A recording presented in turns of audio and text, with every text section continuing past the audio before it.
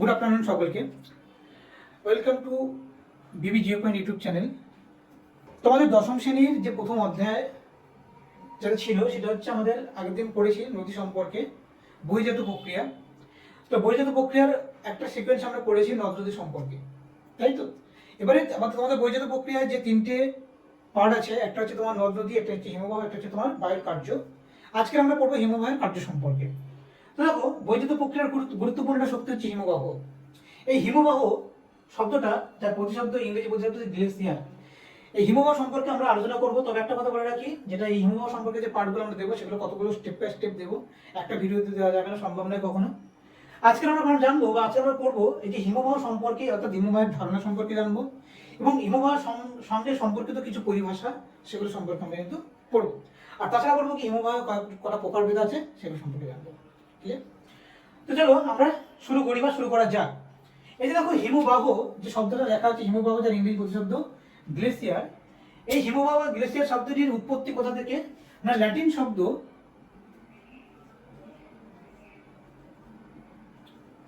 গ্লেসিস, GLACIES। ঠিক আছে, এই গ্লেসিস শব্দ থেকে আমাদের এই গ্লেসিয়ার শব্দটি, বা বলতে পারো ফরাসি শব্দ,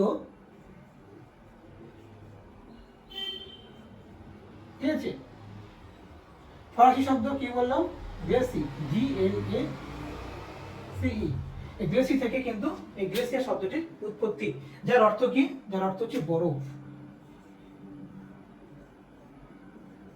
যার অর্থ হচ্ছে বরফ। আমরা বরফের আবরণ বা বরফের আস্তরণ আমরা দেখেছি।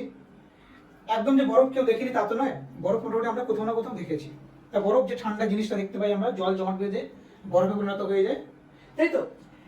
তো এই যে বরফ বা হিমবাহ জিনিসটা কি? উচ্চ পার্বত্য অঞ্চল কিংবা উচ্চ অক্ষাংশী অঞ্চল বা আমাদের যে মেরুদেশীয় অঞ্চল যেগুলো আছে, সেখানটাতে কি হয়,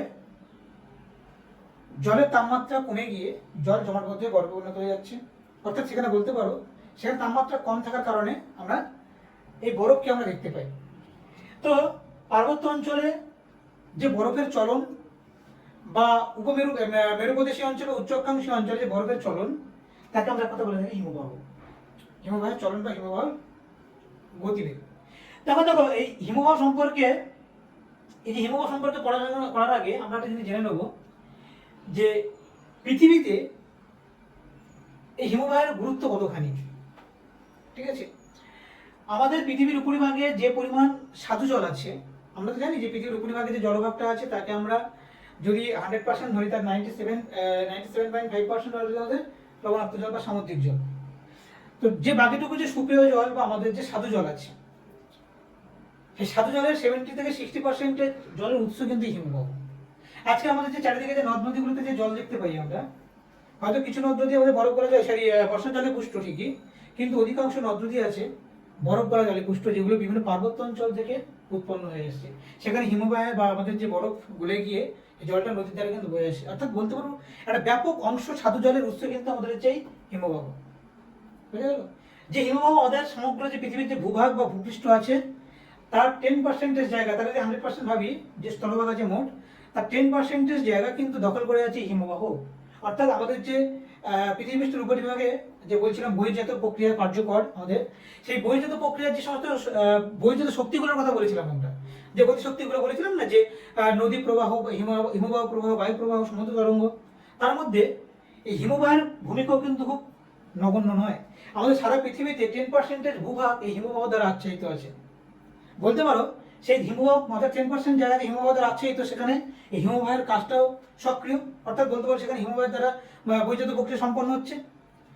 আমরা বলতে পারি এটাই যে ভূপৃষ্ঠের উপরিভাগের 10% জায়গা এই হিমবাহের দ্বারা কিন্তু প্রতিনিয়ত কিন্তু বহির্জাত প্রক্রিয়ার দ্বারা কার্যকরী হচ্ছে, এবং সেখানে ক্ষয়কাজ সঞ্চয়কাজ দুই রকমের কাজ আমরা দেখতে পাবো। তো তার আগে সেই ক্ষয়কাজ সঞ্চয়কাজ সেটা আমরা পরের পাঠে একদিন আলোচনা করবো। তার আগে আমরা জানবো হিমবাহটা তৈরি হয় কিভাবে, বা শুধুমাত্র যদি ক্ষয়ে যায় বলি তাহলে ক্ষয়ে গেলে বরফ কন্টিনিউ আসছে কিভাবে, তো সেটা আমরা একটু আলোচনা করি। দেখো, এই যে হিমবাহ আমরা কি বললাম, তাহলে উচ্চ অক্ষাংশী অঞ্চলে, অর্থাৎ উচ্চ অক্ষাংশী অঞ্চলে টেম্পারেচার কেমন থাকবে? অনেকটাই কম থাকবে, 0 নিচে বা মাইনাসে চলে যায়, তাই তো? তো দেখো, যে আমাদের উচ্চ পার্বত্য অঞ্চল বা উচ্চ অক্ষাংশী অঞ্চল, যেখানটাতে কি হয়, আমরা যেমন দেখবে অদক্ষিণাপনের যে একটা রূপ তুষারপাত, আমরা এখানে যেমন গুড়ি গুড়ি বৃষ্টি দেখতে পাই, সেরকম গুড়ি গুড়ি গুড়ি গুড়ি যখন আমাদের বরফ কণা পড়ে তখন তখন বলে তুষারপাত বা স্নোফলস। স্নোফলস তোমরা হয়তো কেউ সরাসরি দেখেছো পার্বত্য অঞ্চলে ঘুরতে গিয়ে কিংবা পাহাড়ি অঞ্চলে সিকিম টিকিমে গেলে অনেকে স্নোফলস পেয়ে যায়। আবার তোমার দেখবে যারা সিনেমাতেও তো স্নোফলস দেখো যে সাদা সাদা বরফের গুঁড়ো পড়ছে। তো এখন এই যে সাদা সাদা বরফের গুঁড়ো অর্থাৎ যাকে আমরা বলছি কি তুষারপাত,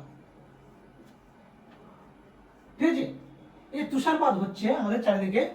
এই তুষারপাতের ফলে আমাদের যখন একটা ধরো ভূপৃষ্ঠ ঢাল, পার্বত্য অঞ্চল ধরো ঢাল আছে, সেখানে কি হচ্ছে আমার তুষারপাত হচ্ছে, তাই তো? তুষারপাত গুঁড়ো গুঁড়ো গুঁড়ো গুঁড়ো হালকা তুষারপাত। তোমরা কারোর অভিজ্ঞতা আছে যে তুষারপাত দেখেছো সামনাসামনি?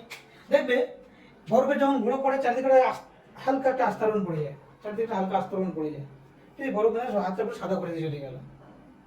হ্যাঁ, তো এই যে হালকা যখন তুষারপাতটা যখন হয় আমাদের ভূপৃষ্ঠের উপরিভাগে হালকা একটা এই বরফের আচ্ছাদন তৈরি হবে।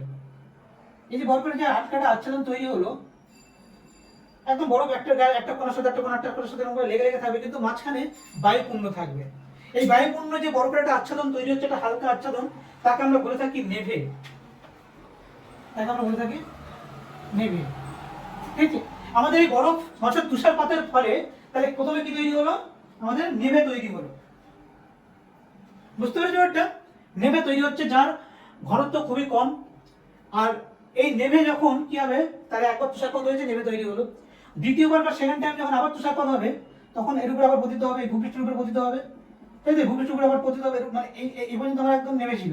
এর উপরে যখন আবার বরফ পড়বে, তখন এটা যখন আমার নিচের বরফটাকে যখন চাপ দেবে, এই যে উপরের বরফটা যখন নিচের বরফটাকে চাপ দেবে, অর্থাৎ তুষারকে যখন চাপ দেবে, তাহলে কি হবে? এটা আরো সংঘবদ্ধ আরো জমাটবদ্ধ হবে, তাই তো? যেটি যখন চাপ দেবে আরো সংঘবদ্ধ জমাটবদ্ধ হবে। তো যখন চাপে সংযোজিত পদার্থের কণাগুলি তখন কাছাকাছি আসছে, অর্থাৎ ঘনত্বটা বেড়ে যাবে এখানে। তখন যেখানে আমার নেভের ঘনত্ব হয়তো ছিল 0.06 থেকে 0.16 পর্যন্ত, সেখানে এই ফিন হয়ে যাবে। তখন এই যে নেভেটা যখন জমাট বাঁধছে, নেভেটা যখন জমাট বাঁধছে তখন তাকে আমরা ফিন বলবো। আরো আরো সংঘবদ্ধ হয়ে যাবে, নেভেটা সংঘবদ্ধ হয়ে যাবে, তখন এর ঘনত্ব হয়তো হয়ে যাবে 0.72 থেকে 0.9, বোঝা গেল জিনিসটা? এত সেন্টিমিটার। তাহলে নেভে জমাট বাঁধতে হবে, ফিন তৈরি হয়ে যাবে আস্তে আস্তে, খুব যে জমাট বেঁধে যাবে তা নয়। আবার যখন আবার তুষারপাত হবে, এই নেভেটা আরো জমাটবদ্ধ হবে, সরি ফিনটাকে আবার ফিন আরো আরো জমাটবদ্ধ হবে। ওই কি ধরনের করবে না, এক ধরনের নীলচে বরফ যাকে বলা থাকে, নীলচে বরফ তৈরি করবে, একটা নীলচে বরফ। আবার এই নীলচে বরফের উপরে আবার যখন আরো যখন দৃঢ় হবে, আরো যখন ক্লাসিত হবে, আরো সংঘবদ্ধ হয়ে জমাটবদ্ধ হয়ে লাস্টে তৈরি করবে কি আমাদের সাদা বরফ বা হিমবাহ বা হিমবাহ। সাদা বরফ বা হিমবাহ তৈরি করবে সবার লাস্টে গিয়ে। তাহলে এতগুলো স্টেপ, তুষারপাত থেকে আমরা হিমবাহ পর্যন্ত যাচ্ছি। তুষারপাত কেন হচ্ছে? উচ্চ অঞ্চলে টেম্পারেচার কম, তাই সেখানে তুষারপাত হচ্ছে, তাই তো? তুষারপাত থেকে নেমে নেমে থেকে ফিন, ফিন থেকে নীলচে বরফ, নীলচে বরফ থেকে সাদা বরফ বা হিমবাহ তৈরি হচ্ছে। এখন ব্যাপারটা হচ্ছে কি, এই যে বরফ বা হিমবাহটা, সাদা বরফ বা হিমবাহটা যে ভূপৃষ্ঠের উপরিভাগে পড়লো, এখানে যে জমাটবদ্ধ হয়ে দাঁড়িয়ে আছে, এই দাঁড়িয়ে থাকবে? দাঁড়িয়ে থাকবে না। তোমরা দেখবে একটা বরফ যখন আমরা গ্রামের দিকে যে বরফ খাই, আগের দিনের এখন তো আইসক্রিম খাই, আগের দিনের বরফ খেত, বা তোমরা যে মাছের দোকানে যে মাছের বরফগুলো দেখবে, তুমি এরকম চেপে রাখবে তো চাপ তৈরি করবে, দেখবে ও আস্তে আস্তে গলতে শুরু করে জল জল পরিণত হবে। এই চাপের ফলে তখন কি হবে, এই যে বরফটাকে তোমার আমরা যে এখানে যে জমিয়েছি বা জমেছে বরফটা, দীর্ঘদিন ধরে এরকম একটা এই তুষারপাত থেকে কিন্তু বরফ হতে অনেকটা বছর টাইম লেগে যায়, কিন্তু অনেক সময় কখনো 5 বছর, কখনো 10 বছর, কখনো 15 বছর, 50 বছর পর্যন্ত টাইম লেগে যেতে পারে এরকম তুষারপাত থেকে বরফে পরিণত হতে বা হিমবাহে পরিণত হতে। বোঝা গেল? তো এখন এই যে যখন আমার এই একটা জায়গা বা ভূপৃষ্ঠের উপরিভাগে যখন আমার তুষারপাতটা হচ্ছে, এই যে তুষারপাতের কারণে যখন জমাটবদ্ধ হয়েছে বরফটা, চাপের ফলে কি হবে, একটা সময় এই বরফের যে তলদেশ, অর্থাৎ আমাদের ভূপৃষ্ঠের যে ভূমিভাগ, এই ভূমিভাগে যেখানে বরফটা আমার আচ্ছাদিত হয়ে আছে, তার তলদেশটা না কোনো কারণে গলতে শুরু করবে, এই জায়গাটা গলতে শুরু করবে। বোঝা গেল তো? এই বরফের তলদেশে তখন কি হবে, গলতে শুরু করবে, এই জায়গাটা গলে জল হয়ে যাবে, চাপের কারণে গলে জল হয়ে যাবে। যখন গলে জল হয়ে যাচ্ছে, তাহলে কি ভূপৃষ্ঠ থেকে আলগা হয়ে যাচ্ছে বরফ কণাটা, তার আলগা হয়ে যাওয়ার কারণে কি হবে, তখন ঢালের কারণে মাধ্যাকর্ষণ শক্তি তখন তাকে টেনে নেবে। অর্থাৎ বলতে পারো এই ঢালবে তখন বরফটা ধীরে ধীরে ধীরে ধীরে আস্তে চলতে থাকবে। তবে হ্যাঁ, এই বরফের চলনটা কিন্তু খুব ধীর গতিতে হয়, খুব একটা কিন্তু জোরে বরফ চলতে পারে না। অবশ্য বরফের চলনটা আবার অনেক কিছুর উপর ডিপেন্ড করে। যদি আমার ঢাল যদি খুব খাড়াই হয়, তাহলে বরফ খুব দ্রুত লেগে যাবে। যদি বরফের পরিমাণ যদি খুব কম হয়, তাহলে কিন্তু আস্তে আস্তে যাবে। বরফের পরিমাণ বেশি হলে বরফ কিন্তু ধীরে যাবে। ঢাল যদি আমার খাড়াই হয়, তাহলে খুব দ্রুত লেগে যাবে। ঢাল যদি আমার মৃদু হয়, তাহলে কিন্তু আস্তে আস্তে যাবে। তাহলে বরফের চলনটা ডিপেন্ড করবে অনেক কিছু, দু একটা জিনিস, ব্যক্তির উপরে। তো এখন হচ্ছে এটাই যে যদি ভূমির ঢাল থাকে এবং যদি বরফটা গলে যায় তাহলে বরফটা কিন্তু আস্তে আস্তে চলতে শুরু করবে। এই যে বরফের প্রবাহটা, অর্থাৎ বরফের যে নদীর প্রবাহ, আমাদের যেমন পার্বত্য অঞ্চল থেকে নদী নেমে আসে, টেম্পারেচার যদি বেশি হয়ে যায় তাহলে কি বরফটা গলে জলে পরিণত হয়, জলটা নদী আকারে আমার পার্বত্য অঞ্চল থেকে নেমে আসছে, যেমন গঙ্গা নদী, ভাগীরথী নদী, অলকানন্দা নদী আমরা দেখেছি, এগুলো পার্বত্য অঞ্চল থেকে নেমে আসছে, তাই তো? ঠিক তেমনি একদম আরো ওর থেকে আরো বেশি পার্বত্য অঞ্চলে, উচ্চ পার্বত্য অঞ্চলে যেখানে বরফ জমে আছে, আমরা তো ভালো করে জানি যে পর্বতের একটা নির্দিষ্ট উচ্চতায় যেখানে আমাদের জল জমে বরফে পরিণত হয় নির্দিষ্ট উচ্চতা পর্যন্ত, তাকে আমরা বলে থাকি কি হিমরেখা, তাই তো? হিমরেখা বলে থাকি। তো এই উপরে তাহলে কি হবে, এখান থেকে ধরো কোনো কারণে তুষারপাত হয়েছিল, সেই বরফের নদীটা যদি আমি এখান থেকে আস্তে আস্তে চলতে দেখতে পাই, এটাকে আমরা বলে থাকি হিমবাহ প্রবাহ। এই যে হিমবাহ বলছি আমরা এতক্ষণ, এই হিমবাহ প্রবাহটা আমার এইভাবেই তৈরি হয়। বোঝা গেল তো হিমবাহ প্রবাহটা কিভাবে তৈরি হচ্ছে? এই হচ্ছে গেল আমাদের হিমবাহ সম্পর্কে ধারণা। হিমবাহ কি, কোথায় হয়, পার্বত্য অঞ্চল বললাম, এবং শুধু পার্বত্য অঞ্চল নয়, পার্বত্য অঞ্চলের নির্দিষ্ট একটা রেখা পর্যন্ত যেখানে আমাদের বরফটা জমতে শুরু করবে নির্দিষ্ট রেখার উপরিভাগে। এছাড়া আমাদের কি বললাম, উচ্চ অক্ষাংশীয় অঞ্চল বা বলতে পারি আমরা মেরু প্রদেশীয় অঞ্চলে আমরা এই হিমবাহ বা বরফটাকে আমরা দেখতে পাবো। এবারে আমরা হিমবাহ বা বরফ সম্পর্কিত যে কিছু পরিভাষা আছে সেগুলো সম্পর্কে আমরা একটু আলোচনা করি। দেখো, প্রথম আমরা জেনে আসবো হিমবাহ থেকে হিমযুগের কথা পড়বো আমরা। এই যে হিমযুগ, হিমযুগটা অ্যাকচুয়ালি কি বলতো? হিমযুগটা হচ্ছে এমন কিছু ভূতাত্ত্বিক যুগ, এমন কিছু কিছু ভূতাত্ত্বিক যুগ যেখানে কি হয়, হঠাৎ করে আমাদের বায়ুমণ্ডলের টেম্পারেচার আমাদের কমে যায়। ঠিক আছে, এই যে হিমযুগের কথা বলছি আমরা, কি বলছি, যে একটা নির্দিষ্ট টেম্পারেচার আছে আমাদের, যেখানে আমাদের বায়ুমণ্ডলের উষ্ণতা ঠিকঠাক আছে, কিন্তু হঠাৎ করে যদি কোনো কারণে, এটা কোনো একটা ভূতাত্ত্বিক যুগে কোনো কারণে আমাদের বায়ুমণ্ডলের টেম্পারেচারটা কমে গেল, চারিদিকে সব বরফ আচ্ছাদন হয়ে যাবে। বুঝতে পেরেছো? এই যে একটা মহাদেশ থেকে একটা মহাদেশের মাঝখানে যে বড় বড় সাগর মহাসাগরগুলো আছে, সবগুলো সব জমাট, এই যে জলগুলো সব জমাটবদ্ধ হয়ে যাবে, জমে গিয়ে বরফে পরিণত হবে। তখন মনে হয় আমি এই মহাদেশ থেকে মহাদেশের মানে বরফের উপর হেঁটে চলে যেতে পারবো, একটা অবস্থা তৈরি হবে। এই জিনিসগুলোকে বলে থাকি আমরা হিমযুগ। অর্থাৎ যে ভূতাত্ত্বিক যুগে বায়ুমণ্ডলে বা পৃথিবীর উষ্ণতা কমে যাওয়ার কারণে, অতিরিক্ত কমে যাওয়ার কারণে সামগ্রিক জলভাগ সব জমাটবদ্ধ হয়ে বরফে পরিণত হয়ে যায়, তখন তাকে আমরা বলে থাকবো কি হিমযুগ। আমাদের পৃথিবীতে এই পর্যন্ত টোটাল 5টা হিমযুগ হয়েছে, 5টা। যুগের মধ্যে সব থেকে লাস্ট যে হিমযুগটা হয়েছিল উর্ম বলে, ঠিক আছে, উর্ম।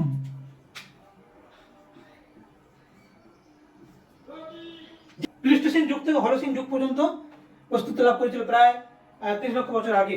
তাহলে উর্ম হচ্ছে একটা আমাদের শেষ হিমযুগ। এবং আরেকটা জিনিস আছে অন্তর হিমযুগ। অন্তর হিমযুগ মানে কি, এই হিমযুগের একটা ধরো একটা হিমযুগ আর একটা হিমযুগ, এই দুটো যুগের মাঝখানে যে উষ্ণ একটা সময়কাল দেখতে পাবো, এর 5টি হিমযুগ আছে। তো প্রত্যেকটা হিমযুগের মাঝে মাঝে এই যে উষ্ণ অঞ্চল, এটাকে আমরা বলে থাকি অন্তর হিমযুগ। এই যে অন্তর হিমযুগ, ক্লিয়ার পর্যন্ত? এটাকে আমরা হচ্ছে অন্তর হিমযুগ। অর্থাৎ দুটো হিমযুগের মধ্যবর্তী উষ্ণ বায়ুমণ্ডলীয় অবস্থা তৈরি হলে সেখানে কি জলটা জমে, সেটা বরফটা গলে জলে পরিণত হয়ে যাচ্ছে, এটাকে আমরা বলে থাকি অন্তর হিমযুগ। অর্থাৎ দুটো হিমযুগের মধ্যবর্তী অবস্থাকে আমরা বলি অন্তর হিমযুগ। বুঝতে পারলে? তো তোমাদের যে যে কথাটা তোমাদের যেটা বলছিলাম যে হিমরেখা, এই যে একটু আগে তোমাদের এখানে দেখাচ্ছিলাম না যে হিমরেখা, তাহলে হিমরেখা কাকে বলে? আমরা দেখো কতগুলো এবার হিমবাহ সম্পর্কিত কতগুলো পরিভাষা সেগুলো আমরা পড়ছি অলরেডি। হিমযুগ, অন্তর হিমযুগ দেখলে এবার আমরা পড়বো হিমরেখা কাকে বলে। হিমরেখাটা কি? হিমরেখাটা হচ্ছে এমন একটা রেখা, যে রেখার এটা অর্থাৎ পার্বত্য অঞ্চলের একটা উচ্চতাকে আমরা বলে থাকি হিমরেখা। যে উচ্চতা উপরে উঠলে আমার জলটা বরফে পরিণত হবে, অর্থাৎ জলের উষ্ণতা হিমাঙ্কের নিচে নেমে যাবে। ঠিক আছে, তখন তাকে আমরা বলবো হিমরেখা। যে উচ্চতায় কি বরফ জমে যাবে, অর্থাৎ এটা আমার সাদা বরফের আস্তরণ তৈরি হবে চারিদিকটাতে, এটাকে আমরা বলবো কি হিমরেখা, নির্দিষ্ট উচ্চতা পর্যন্ত। এই যে হিমরেখার যে উচ্চতাটা, এটা কিন্তু সব পার্বত্য অঞ্চলে কিন্তু সমান নয় বা সব জায়গায় সমান থাকে না। আমরা যদি দেখি যে যদি আমরা পৃথিবী ভাবি, এটা যেমন নিরক্ষরেখা থাকে, এটা আমার, ঠিক আছে, এই নিরক্ষরেখা বরাবর যেটা আছে নিরক্ষরেখা সেটা মাপি, এটা যদি নিরক্ষরেখা হয়, এটা যদি আমার মেরু অঞ্চল হয়, তাহলে একটা জিনিস দেখতে পাবো আমরা, এই মেরু অঞ্চল থেকে এই হিমরেখাটার উচ্চতা নিরক্ষীয় অঞ্চলে সব থেকে বেশি থাকে হিমরেখার উচ্চতা। কারণ কি, আমার দেখো এই যদি ভূপৃষ্ঠ আমাদের নিরক্ষীয় অঞ্চল, ভূপৃষ্ঠ টেম্পারেচার যদি আমার যদি 35 ডিগ্রি থাকে, তাহলে কমতে কমতে কমতে কমতে কমতে কমতে তারপর তো আমার হিমরেখাটা উচ্চতা হবে, যেখানে জিরোটা হবে, 0 ডিগ্রি সেন্টিগ্রেডে পৌঁছাবে। তাহলে এখানে উচ্চতা, এখানে আমার টেম্পারেচার ভূপৃষ্ঠ টেম্পারেচারটা বেশি, তাই না? যদি আমার এখানটায় টেম্পারেচার হয় যে 2 ডিগ্রি, তাহলে আমার এখান থেকে একটুখানি উঠলে আমার হিমযুগ শুরু হয়ে যায়, আমার হিমরেখা তৈরি হয়ে যাবে।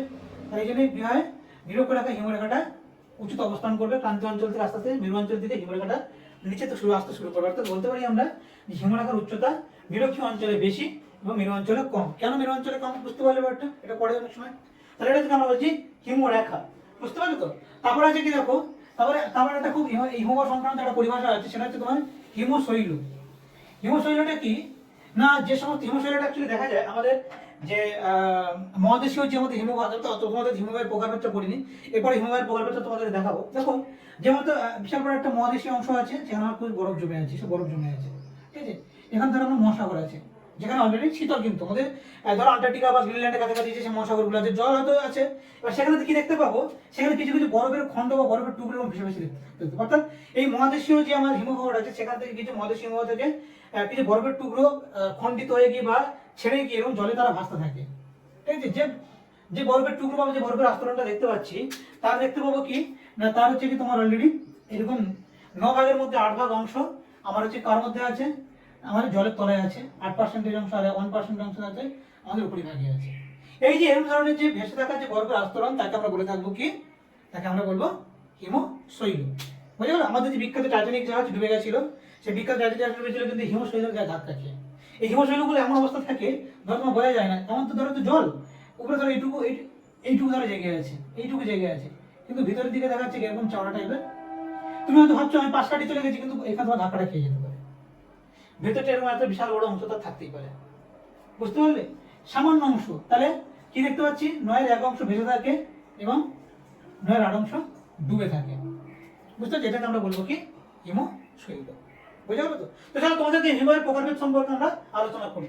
বিখ্যাত হিমবাহ বিজ্ঞানী আলম্যান, বিখ্যাত হিমবাহ বিজ্ঞানী আলম্যান, তিনি কি করেছিলেন, তিনি এই হিমবাহকে 3টে ভাগে ভাগ করেছেন।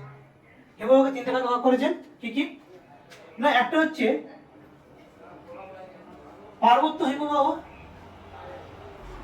বা উপত্যকা হিমবাহ, 1 নম্বর। 2 নম্বর হচ্ছে কি পাদদেশীয় হিমবাহ, আর 3 নম্বর হচ্ছে তোমার হচ্ছে কি মহাদেশীয় হিমবাহ। তাহলে পার্বত্য হিমবাহ বা উপত্যকা হিমবাহ, পাদদেশীয় হিমবাহ এবং হচ্ছে মহাদেশীয় হিমবাহ সম্পর্কে আমরা ছোট্ট করে আলোচনা করি। দেখো এই পার্বত্য বা উপত্যকা হিমবাহ মানেটা কি, আমার ধরে একটা বিশাল বড় পার্বত্য অঞ্চল আছে বা এদের পার্বত্য অঞ্চল আছে, ঠিক আছে। এই পার্বত্য অঞ্চলের মধ্যে প্রবাহিত যে হিমবাহগুলো বা এই যে উপত্যকা বরাবর যে হিমবাহগুলো বয়ে বয়ে আসছে, পার্বতের গা বেয়ে হিমবাহ বয়ে যাচ্ছে বা উপত্যকা বেয়ে আসছে, এই পার্বত্য অঞ্চলে যে পার্বতের গায়ে বা উপত্যকা থেকে যে সমস্ত হিমবাহ বা বরফগুলো জমাট বেঁধে থাকে বা যে হিমবাহ বা বরফগুলো চলতে শুরু করে, তাকে আমরা বলে থাকি পার্বত্য হিমবাহ, বুঝতে পারলে? আমাদের ভারতবর্ষের যে সিয়াচিন হিমবাহ, সেটা কিন্তু একটা বড় পার্বত্য হিমবাহের উদাহরণ। আমাদের ভারতবর্ষ সিয়াচেন, ভল্টারো, হিসপার, এগুলো আমাদের ভারতবর্ষের গুরুত্বপূর্ণ আমাদের পার্বত্য হিমবাহ, যেগুলো আমাদের কারাকোরাম পার্বত্য অঞ্চল আছে, বা হিমালয় পার্বত্য অঞ্চলে গঙ্গোত্রী হিমবাহ, যমুনোত্রী হিমবাহ, জেমু হিমবাহ, এগুলোর কথা বলতে পারি আমরা। বিশ্বের সবথেকে বৃহত্তম পার্বত্য হিমবাহ কোনটা? আলাস্কার হুবার্ড।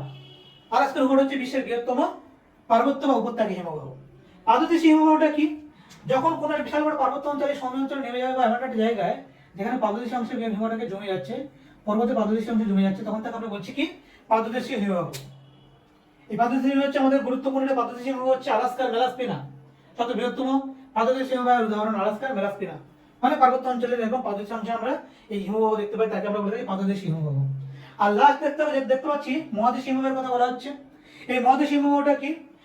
ধরো কোনো পার্বত্য অঞ্চল নয় বা কোনো পর্বতের উপত্যকা নয় বা পাদদেশীয় অংশই নয়, আমাদের যেগুলো উপমেরু অঞ্চল, উচ্চ আকাঙ্ক্ষী অঞ্চল বা মেরু অঞ্চল বা উপমেরু অঞ্চল, যাই বলো না কেন, যেখানে জলটার টেম্পারেচার মারাত্মক কমে যায় সূর্যের তীর্যরশ্মির কারণে, সেই সমস্ত অঞ্চলগুলোতে যে বিস্তীর্ণ সমতল ভূমি বা আমাদের ভূভাগ দেখতে পাই, সেই ভূভাগের উপরে এক ধরনের বরফের আচ্ছাদন আমরা আচ্ছাদিত অবস্থায় দেখতে পাই, যেমন আন্টার্কটিকা, গ্রিনল্যান্ড, আলাস্কা, কানাডা উত্তর অংশ বা সাইবেরিয়ার অংশ, অর্থাৎ আমাদের রাশিয়ার উত্তর অংশ, এই সমস্ত অঞ্চলগুলোতে যে সমতল ভূভাগ তার উপরে এরকম বরফ আচ্ছাদন আমরা দেখতে পাই।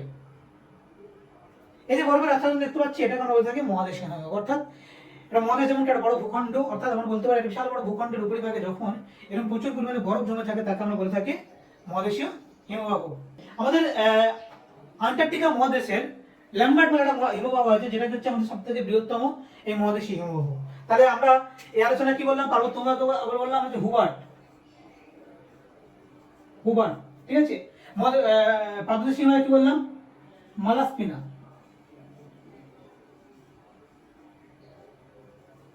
আলাস্কার মালাস্পেনা, আলাস্কার হুবার্ট। আর মহাদেশীয় হিমবাহ বললাম কি আন্টার্কটিকার ল্যামবার্ট।